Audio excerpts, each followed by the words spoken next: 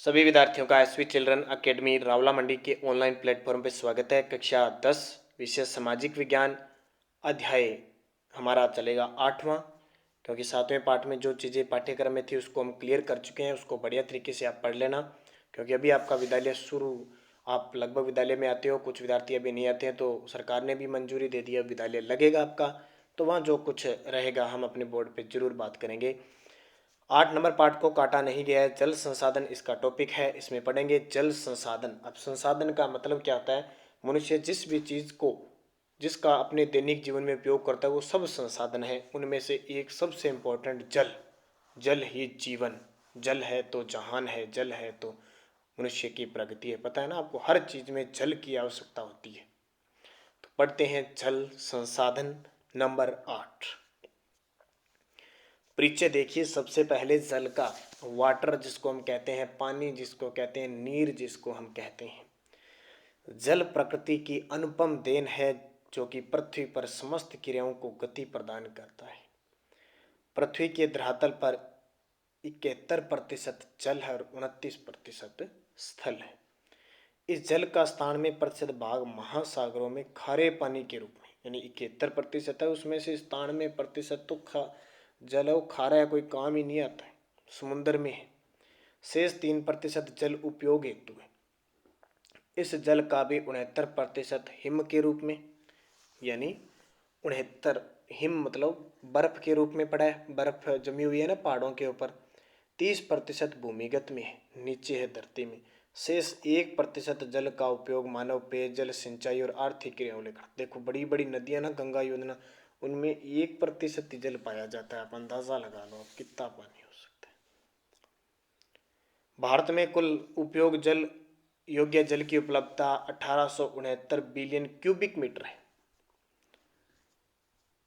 इसमें से केवल 1123 बिलियन क्यूबिक मीटर जल ही उपयोग में लिया जाता है।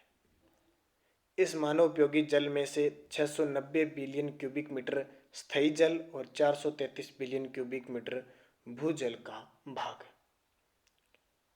सन 2000 में भारत में जल की कुछ आवश्यकताएं 634 बिलियन क्यूबिक मीटर और सन 2025 में यह मांग बढ़कर 1023 बिलियन क्यूबिक मीटर हो जाएगी। तीव्र जनसंख्या वृद्धि हो रही है और वैश्विक उष्णता से जल प्रबंधों पर पड़ने वाले प्रभाव के कारण जल का समुचित प्रबंधन और संरक्षण आवश्यक हो गया। अब आप कहोगे सर जल तो बहुत है, कितने बड़े बड़े समुद्र भरे हुए, नदियां चल रही है, जल कैसे समाप्त होगा? तो आपको बता देता हूँ, वो जल पीने योग्य नहीं है, इतना खारा है। समुद्र आपने देखा नहीं, जब कभी आप समुद्र देखोगे, भगवान मैं तो करता हूँ जल्दी आपको कोई समुद्र देखो आप, बंगाल की खाड़ी या अरब सागरी खाड़ी, बड़े बड़े जब आप समुद्र देखोगे उसका जल बिल्कुल खारा होता है। अब देखो जल प्रबंधन।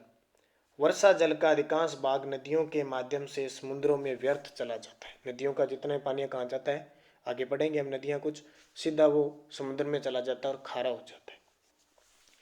इस व्यर्थ होने वाले जल का सदुपयोग बढ़ती जनसंख्या की मांग की पूर्ति हेतु और मानसून की अनियमितता और अनियमितता के कारण सूखे व अकाल से निपटने के लिए उच्च प्रबंधन आवश्यक होता है। देश में आज़ादी के बाद विभिन्न पंचवर्षीय योजनाओं के माध्यम से बहुउद्देशीय जल परियोजनाएं प्रारंभ की गई है, जिससे बाढ़ व सूखे की समस्या से बचाव होने लगी है। वहीं बिजली, पेयजल आपूर्ति, सिंचाई, मछली पालन और पर्यावरण के संरक्षण में सहयोग मिला है। इन बहुउद्देशीय जल परियोजनाओं को देश के प्रथम प्रधानमंत्री पंडित जवाहरलाल नेहरू ने आधुनिक भारत का मंदिर कहा था। भारत में इन परियोजनाओं का संचालन राज्यों और केंद्र सरकार के माध्यम से किया जाता है। केंद्र सरकार के द्वारा महत्वपूर्ण योजनाओं जैसे भाखड़ा नागल, रिहंद, दामोदर, हीराकुंड, कोसी, टिहरी परियोजना आदि का क्रियान्वयन किया जा रहा है। राज्य सरकारों के माध्यम से चंबल परियोजना मध्य प्रदेश व राजस्थान की संयुक्त परियोजना है। नागार्जुन सागर परियोजना आंध्र प्रदेश की है। तुंगभद्रा परियोजना आंध्र प्रदेश और कर्नाटक की है। सरदार सरोवर परियोजना गुजरात, मध्य प्रदेश और राजस्थान की है। म्यूराक्षी तथा फरक्का परियोजना पश्चिम बंगाल की है। माही परियोजना गुजरात और राजस्थान की। इसका मतलब क्या है, इनसे देखो बड़े बड़े बांध बनाए गए हैं और इनसे सिंचाई होती है, पेयजल के काम आता है और विद्युत उत्पादन होता है। तो दो दो राज्यों की संयुक्त परियोजना है। गंडक परियोजना बिहार और उत्तर प्रदेश की गंडक नदी है, ध्यान रखना। मत्स्यकुंड परियोजना आंध्र प्रदेश व उड़ीसा जैसी विभिन्न परियोजनाओं को संचालित किया जा रहा है। अब ये देखो, यहाँ बात भूमिगत जल कितना है, 30%। हिमानियों के रूप में, हिमानियों के रूप में बर्फ पिघलती है और फिर नदियां आती है ना, वो है 1%। अन्य देखो, पृथ्वी पर जल देखो, महासागरीय जल तो है इतना और शुद्ध है इतना, देख लो। अब देखो, भाखड़ा नागल परियोजना पढ़ते हैं अपने।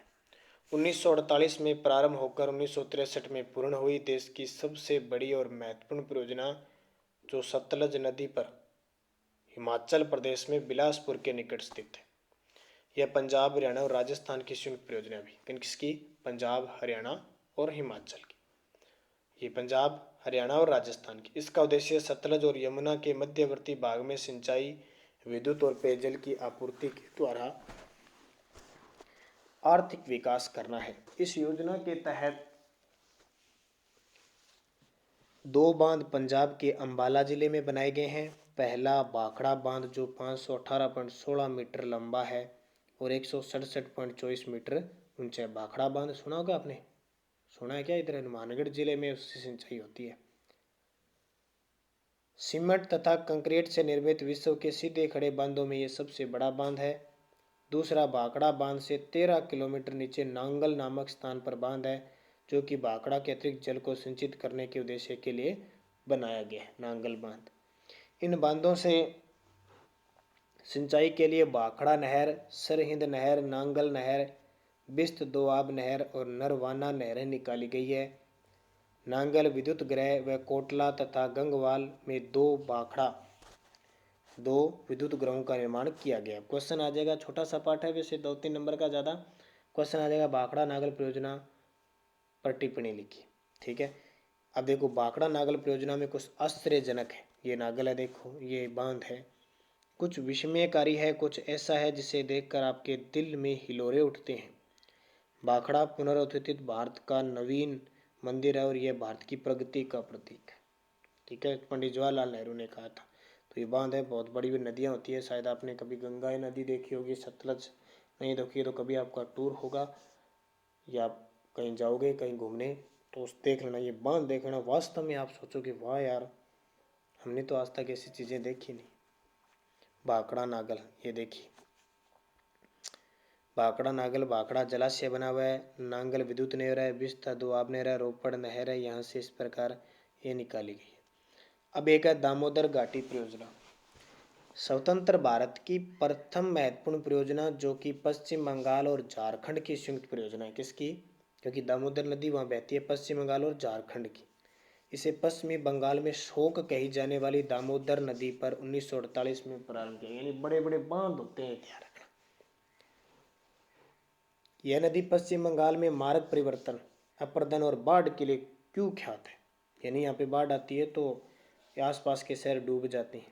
यह नदी छोटा नागपुर के पठार के पूर्व की ओर बिहार और झारखंड में 290 किलोमीटर, बंगाल में 240 किलोमीटर बहकर हुगली नदी में गिरती है। बाराकर, बोकारो और कोनार इसकी सहायक नदी है। इस नदी के द्वारा 18,000 वर्ग किलोमीटर क्षेत्र बाढ़ और अपर्दन से प्रभावित है। इसलिए भारत सरकार ने अमेरिका की टेनेसी यानी टीवीसी घाटी परियोजना निगम के प्रारूप के अनुसार भारत में दामोदर घाटी यानी डीवीसी निगम की स्थापना की। इस परियोजना का उद्देश्य पश्चिम बंगाल और झारखंड के नदी घाटी का आर्थिक विकास कर स्थानीय निवासियों के जीवन स्तर में सुधार करना है।